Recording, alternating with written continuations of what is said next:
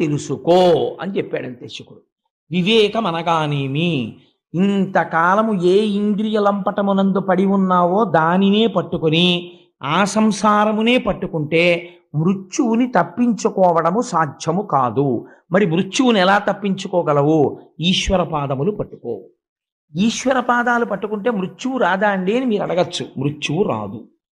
ఆ మాట నేనంటే మీరు మృత్యువు రాదంటే ఏమండి మరి అలా అయితే చాలామంది పెద్దవాళ్ళు ఈశ్వరుణ్ణి కొలిచారు కదా, వాళ్ళందరూ ఎందుకు మృత్యువాత పడ్డారని అడగచ్చు. మృత్యువాత పడినది దేహము, ఆత్మకి మృత్యువు లేదు.